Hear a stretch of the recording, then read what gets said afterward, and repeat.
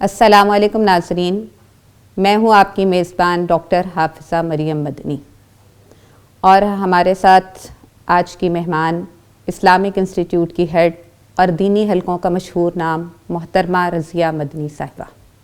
جیسا کہ رمضان کا مقدس مہینہ ہے اور اس میں رمضان میں عبادات کا اہتمام بہت زیادہ بڑھ جاتا ہے، اس کے ساتھ ساتھ خواتین کی ذمہ داریوں میں بھی بہت زیادہ اضافہ ہو جاتا ہے۔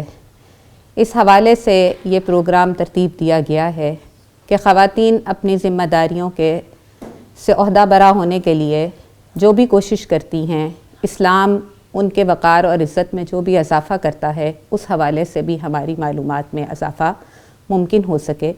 اس حوالے سے یہ پروگرام آپ کی خدمت میں پیش کیا جا رہا ہے، جس میں اسلام خواتین کو جو حقوق اور مراعات دیتا ہے وہ ہمارے سامنے واضح طور پر آ سکیں، تاکہ خواتین اپنے خاتون ہونے پر اپنے وقار اور عزت اور شرف کو بحال کر سکیں۔ اس حوالے سے ہم اپنی مہمان خاتون محترمہ رضیہ مدنی صاحبہ سے کچھ سوالات کرتے ہیں، اور میں امید کرتی ہوں کہ انشاءاللہ تعالی ہمارے ذہن کے بہت سے ابہام اس سے دور ہو سکیں گے۔ یہ بتائیے کہ خواتین اور مرد و زن کا جو فرق ہمارے معاشرے میں بہت زیادہ محسوس کیا جاتا ہے، کیا یہ حقیقتاً اسلام میں بھی ایسا ہے یا صرف یہ ایک ہماری روایتی سوچ ہے؟ قرآن مجید میں یہ آیت موجود ہے، من یعمل من الصالحات وہو مومن من ذکر او انثی وہو مومن فلنحیینہ حیاتا طیبہ۔ جو کوئی نیک عمل کرے گا، وہ مرد ہو یا عورت ہو، ہم اسے پاکیزہ زندگی عطا کریں گے۔ من یعمل من الصالحات وہو مومن من ذکر او انثی۔ تو یہ آیت ہمیں بتا رہی ہے کہ ایمان کے لحاظ سے مرد اور عورت میں ذرا بھی فرق نہیں ہے۔ دوسری بات، قبر میں بھی ہر عورت نے خود جانا ہے، اس نے اکیلے ہی جانا ہے، اس کے ساتھ اس کے شوہر نے یا باپ نے یا بیٹے نے نہیں جانا۔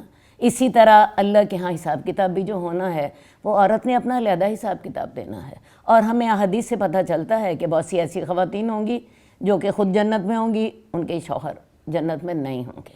اسی طرح بہت سے ایسے مرد ہوں گے جو خود جنت میں ہوں گے، ان کی ازواج جنت میں نہیں ہوں گی۔ تو اس لحاظ سے عورت اور مرد میں بنیادی طور پر فرق نہیں ہے۔ فرق تو نیکی کا ہے، جو نیکی کر لیتا ہے وہ آگے بڑھ جاتا ہے، اور جو نیکی نہیں کرتا وہ پیچھے رہ جاتا ہے۔ یہ تو ہوئے معاملات اس طرح کے۔ اب انسان ہونے کی حیثیت سے دونوں برابر ہیں، نیکی کرنے کی حیثیت سے دونوں برابر ہیں، لیکن ہم دیکھتے ہیں کہ عورت اور مرد جسمانی لحاظ سے ان میں فرق ہے۔ مرد جو ہے وہ طاقتور ہے، مرد قد میں لمبا ہے، عورت کا قد اس سے 1 فٹ چھوٹا ہے، اس سے 6 انچ مرد زیادہ چوڑا ہوتا ہے۔ تو یہ معاملہ ہے مرد کا اور عورت کا جسمانی لحاظ سے۔ جو ذہن ہے مرد کا وہ بھی عورت سے زیادہ بڑا ہوتا ہے، یہ میڈیکل فیکٹس ہیں۔ اس کے علاوہ 1-2 باتیں مجھے میرے ذہن میں اور بھی آتی ہیں کہ مرد جو ہے وہ اپنے فیصلوں میں زیادہ مضبوط ہے عورتوں کی نسبت۔ تو یہ ساری وہ باتیں جو ہم معاشرے میں ہر وقت ہم عورتیں دیکھتی رہتی ہیں۔ تو اللہ تعالیٰ نے دراصل دونوں کو علیحدہ علیحدہ کام کے لیے پیدا کیا ہے۔ عورت کا دائرہ کار اس کا گھر، مرد کا دائرہ کار باہر۔ اس کے لیے اس کو صلاحیتیں دی گئیں، عورت کے دائرہ کار کے لیے اس کو صلاحیتیں دی گئیں۔ لیکن یہ جو ہماری معاشرتی سوچ ہے عورت اور مرد کے فرق کے حوالے سے، اس پر میں ذرا تھوڑا سا اصل میں اسی کی طرف آ رہی ہوں۔ ہوتا یہ ہے کہ جب دائرہ کار آپ کا فرق ہے، عورت نے کام اور کرنے ہیں، مرد نے کام اور کرنے ہیں۔ عورت نے دیکھو جی گھر میں بچے کو پالنا ہے، اس نے بچے کو جنم دینا ہے، اس نے بچے کی تربیت کرنی ہے، اس نے اپنے گھر میں رہنا ہے، اس کے لیے اور صلاحیتیں چاہیے۔ مرد نے طاقت والے کام کرنے ہیں، معاشرے میں جہاد کرنا ہے، تو اس کے لیے صلاحیتیں اور طرح کی چاہیے۔ تو اللہ تعالیٰ نے اصل میں دونوں کو ایڈجسٹ کیا ہے۔ مرد کو اپنے کاموں کی حیثیت سے صلاحیتیں عطا کر دیں، عورت کو اپنے کاموں کے انداز سے صلاحیتیں عطا کر دیں۔ اب دیکھ لیجئے، عورت بچے کو جنم دیتی ہے، سارے دنیا کے مرد میں مل جائے ایک بچہ بھی پیدا نہیں کر سکتا۔ یعنی آپ کے مطابق یہ صرف تقسیم کار کا فرق ہے، یہ تقسیم کار کا فرق ہے، اور فرق دینی اعتبار سے دینی اعتبار سے فرق نہیں ہے۔ یہ تقسیم کار کا فرق ہے، یہ انتظام کا فرق ہے۔ ایک ادارے میں ایک شخص ہیڈ ہوتا ہے اور ایک شخص چپڑاسی ہوتا ہے، اور بہت سے لوگوں کی اور ذمہ داریاں ہوتی ہیں، تو وہ سارے مل کے ہی ادارہ چلا رہے ہوتے ہیں۔ تو اصل بات یہ ہوتی ہے کہ یہ اللہ تعالیٰ نے انتظام کا فرق رکھا ہے، انتظامی معاملات میں یا دائرہ کار کا فرق ہے. تو اس حوالے سے ہم دیکھتے ہیں کہ مرد کو اللہ تعالیٰ نے جو ہے قوام کے درجے پر رکھا ہے. بس یہ فرق ہے، ورنہ عورت اگر نیکی کرے ان اکرمکم عند اللہ اتقاکم. آپ کی بات بہت واضح ہے اور بہت اچھی سمجھ میں آئی، لیکن اس سے ایک بہت بڑا ہمیں جو مسئلہ درپیش ہے اپنے تمام معاشروں میں، صرف ہمارے معاشرے میں نہیں، کہ خواتین کا پیدا ہونا اور ان کی پیدائش جو ہے یہ پسندیدہ نہیں سمجھی جاتی.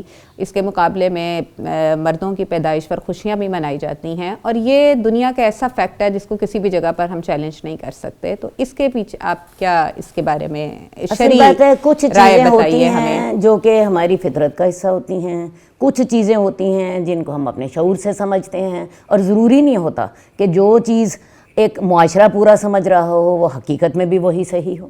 اب یہ جو بیٹے پر خوشی کرنا یہ انسان کی ایسی فطرت ہے جو کہ ہر جگہ موجود ہے. قرآن مجید بھی کہتا ہے المال والبنون زینت الحیات الدنیا.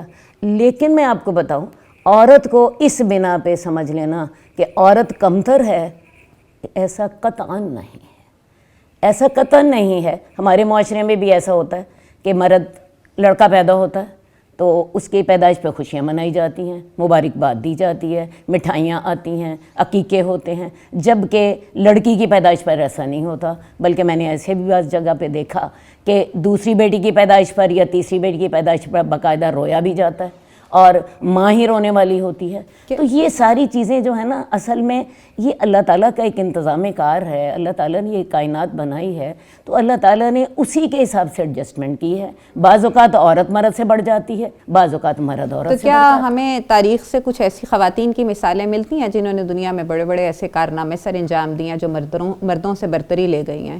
میں ضرور آپ کو مثال دوں. جی. قرآن مجید ان کا تذکرہ کرتا ہے. حضرت ہاجرہ نے دیکھ لیجئے اپنے بیٹے کے لیے ایک مامتا کے طور پر جو 7 چکر لگائے ہیں، وہ اللہ تعالیٰ نے قیامت کے لیے ہر مرد کے لیے عبادت بنا دیے. اور وہ ایسی عبادت ہے جس کے بغیر نہ عمرہ ہوتا ہے نہ حج ہوتا ہے. تو اصل بات ہے کہ بیٹی کی پیدائش پر بھی خوشی کرنی چاہیے، صحیح بات یہی ہے، اور بیٹے کی پیدائش پر بھی خوشی ہونی چاہیے. اور بیٹی کی پیدائش پر بھی اسی لیے اللہ تعالیٰ نے عقیقہ بھی رکھا اور بیٹی کی پیدائش پر بھی عقیقہ رکھا. اسی طرح میں سمجھتی ہوں کہ یہ ہمارے معاشرے کا ایک ایسا رخ ہے جس کا میں تعلق ایک انسانی فطرت سے قرار ضرور دوں گی، لیکن یہ شعوری طور پر اگر آپ دیکھیں یا شرعی طور پر اگر آپ دیکھیں، میں شعوری طور پر پہلے لیتی ہوں، شرعی طور پر میں بعد میں لیتی ہوں کیونکہ وہ ایک عام بات ہے نا معاشرے کی. تو شعوری طور پر بھی دیکھیں، جو عورت گھر کو دیتی ہے وہ مرد گھر کو نہیں دیتا. میں یہ بات بڑی کلیئرلی کہتی ہوں، مرد بہت کچھ دیتا ہے، بہت کچھ دیتا ہے. وہ گھر بناتا ہے، وہ تحفظ دیتا ہے، وہ مال دیتا ہے، لیکن عورت محبت دیتی ہے. اور یہ جو محبت ہوتی ہے نا، اسی کے ساتھ کائنات چلتی ہے. وہ خامن کو بھی اسی کے ساتھ سنبھالتی ہے، وہ اپنی اولاد کو بھی اسی محبت کے ساتھ سنبھالتی ہے، وہ اپنی جان پوری اسی کام پہ دے دیتی ہے. اور عورت ہی انسان کو انسان بناتی ہے. مرد کا کردار بڑا نمایاں ہے، بڑا مضبوط ہے، لیکن میں سمجھتی ہوں اس کے اندر کا جو خلا ہے وہ سارے کا سارا کس نے پور کرنا ہوتا ہے؟ عورت نے. اگر عورت نہ ہو، میں صحیح بات بتاؤں، مرد کچھ بھی نہیں. یعنی آپ کے مطابق جذباتی احساسات اور ساری رویے اور کیفیات جو ہے یہ عورت کے دم سے قائم ہے. خامن کے ساتھ چلنا، اپنے گھر کو چلانا، اپنی نسل کو سنبھالنا، یہ سارے کام کون کرتا ہے؟ خامن کو سنبھالنا. یہ سارے کام تو عورت کے. تو اس لیے وہ ایک دیکھیں، اللہ تعالیٰ نے کوئی سسٹم بنائے ہوئے ہیں، کائنات جو اللہ نے چلانی ہے. تو اس لیے مرد ظاہری طور پہ آپ کو بڑا طاقتور نظر آ رہا ہے جی، لیکن میں سچی بات بتاؤں، عورت اس سے زیادہ طاقتور. یعنی کہ واقعی یہ بات ٹھیک ہے، وجود زن سے ہے تصویر کائنات میں رنگ. باقی یہ ہے، یہ شریعت ہمیں ضرور کہتی ہے، یہ تو میں نے آپ کو شعوری طور پہ جواب دیا.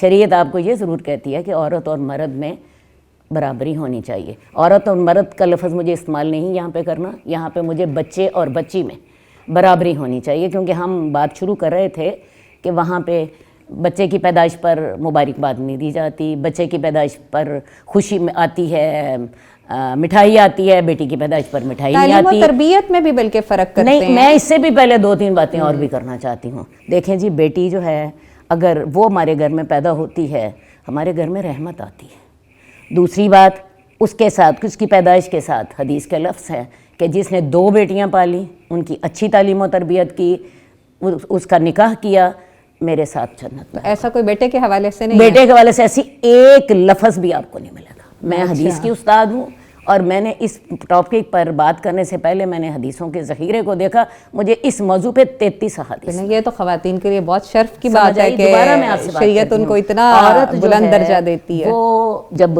پیدا ہوتی ہے رحمت ہوتی ہے، وہ دوزخ سے آڑ بن جاتی ہے والدین کے لیے، وہ جنت میں داخلے کا سبب بنتی ہے۔ اور تیسری بات، اللہ کے رسول کی رفاقت ملتی ہے۔ اللہ کے رسول نے فرمایا جس نے 2 بیٹیاں پالی وہ جنت میں میرے ساتھ یوں آئے گا۔ آپ نے انگلیاں 2 ایسے کی۔ مرد کے لیے، لڑکے کے لیے یہ کہیں ایک لفظ بھی خوشخبری کا نہیں۔ لڑکے کو آپ پالتے ہیں، آپ اپنی فطرت کی تسکین کرتے ہو۔ لڑکی کو آپ پالتے ہیں، آپ دوزخ سے دور ہوتے ہو، جنت میں داخل ہوتے ہو، اور اللہ کے رسول کا ساتھ ملتا ہے۔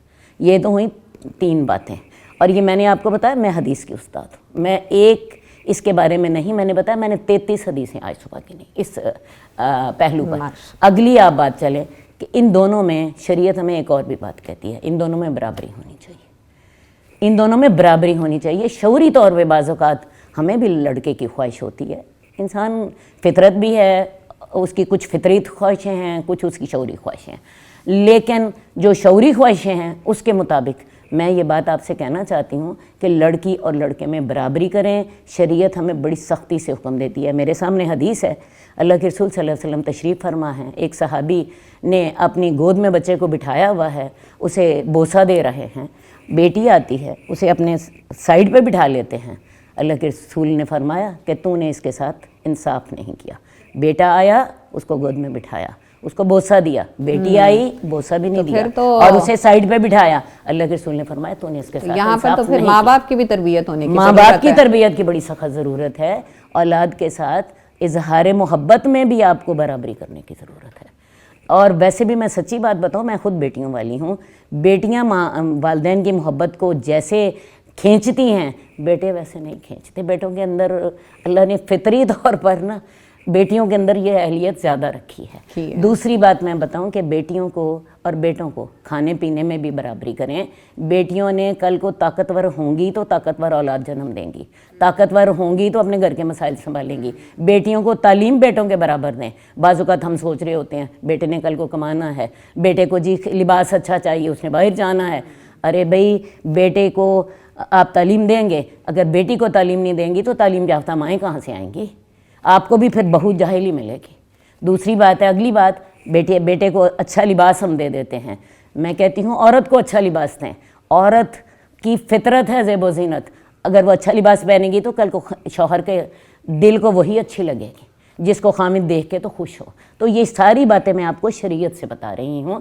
اس کی تعلیم میں برابری کریں، اس سے اظہار محبت میں برابری کریں، اس سے جو ہے کھانے میں برابری کریں، اس کے ساتھ لباس میں برابری کریں، اور سب سے بڑھ کر کچھ دینا ہے اولاد کو، اس میں برابری کریں۔ اس حوالے سے ہمیں شرعی رہنمائی ملتی ہے شدید۔ نعمان بن بشیر کی حدیث ہے کہ وہ رسول اللہ صلی اللہ علیہ وسلم کے پاس آئے، کہنے لگے یا رسول اللہ میں نے اپنے بیٹے کو ایک غلام دیا ہے۔ رسول اللہ صلی اللہ علیہ وسلم نے پہلا سوال یہ کیا کیا تم نے باقی اولاد کو بھی دیے؟ انہوں نے کہا نہیں۔ آپ نے فرمایا میں ظلم کا گواہ نہیں بنتا۔ اور ایک دوسری روایت میں ہے آپ نے فرمایا اپنے اولاد کے درمیان انصاف کرو۔ تو بیٹے اور بیٹی کو آپ نے زندگی میں دینا ہے تو آپ کو برابر دینا ہوگا۔ تو یہ سارا کچھ جو ہے یہ اگر آپ دیکھیں نا تو ان عورت اور مرد میں یہ تو آپ نے ہمارے ایک روایتی سوچ کو بڑی واضح شکل دی ہے، بڑا کلیئر ہے۔ اور میں آپ کو بتاؤں جو دینی گھرانے ہیں نا وہاں پہ بیٹیوں کو بڑی محبت سے پالا جاتا ہے۔ میرے اپنے گھر میں بیٹوں کو ڈانٹ پڑتی ہے، بیٹیوں کو نہیں پڑتی۔ ویسے بھی بیٹیاں فطری طور پر ان کے اندر یہ صلاحیت ہوتی ہے کہ وہ ماں باپ سے محبت زیادہ لے لیتی ہیں۔ تو یہ سارے ہمارے نا ایک معاشرتی غلط رویے ہیں شریعت ایسا ہمیں نہیں. آپ کی بات بہت واضح ہے، جس سے ہمیں یہ سمجھ آئی کہ بیٹے اور بیٹی کے درمیان فرق کے اعتبار سے شرعی رہنمائی بہت واضح ہے.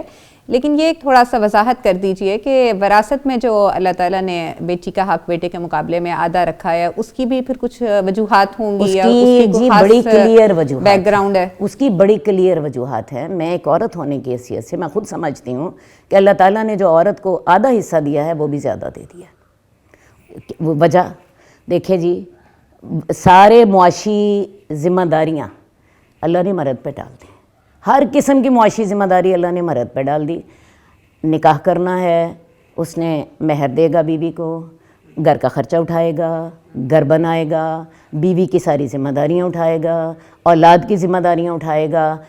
عورت کی اپنی ذاتی اس نے زیور خریدنا ہے، لباس خریدنا ہے، مرد اس کو لے کے دے گا. اور ہمارے معاشرے میں سب کو پتہ ہے کہ مرد اتنے اتنے سونے کے چوڑیاں بھی بنوا کے دیتے ہیں، اور مرد بہترین شادی کے موقع پہ لباس بھی بنوا کے دیتے ہیں، سب کچھ کرتے ہیں. ہمارے معاشرے میں یہ ساری روایتیں موجود ہیں. تو مجھے تو پتہ ہے کہ جو مجھے وراثت میں مال ملے گا، میرا اس میں سے ایک پیسہ بھی خرچ نہیں ہونا، میرا تو سارا ہی بچا رہے گا. میں نے اپنی اولاد کو کچھ دینا ہے، وہ بھی میں اپنے شوہر سے کہوں گی کیونکہ اولاد شوہر کی بھی ہے. میں نے اپنی ذات کے لیے کچھ لینا ہے تو وہ بھی میں اپنے شوہر سے کہوں گی.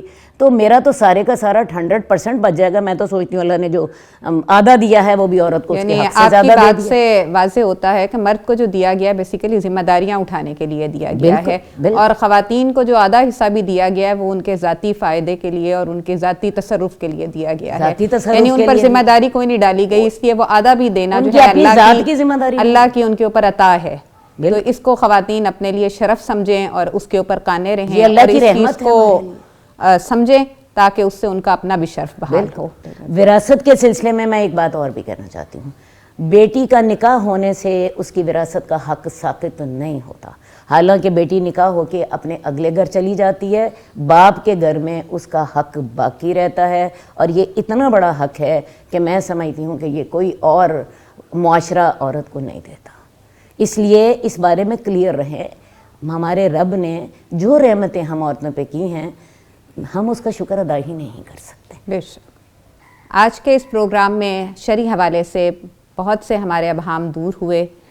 ہم آپ کے بہت شکر گزار ہیں کہ آپ نے ہمارے بہت سے روایتی سوچ کو دینی سوچ کے ساتھ سمجھ کر ان کے حوالے سے ہمارے ذہنوں کو واضح کیا.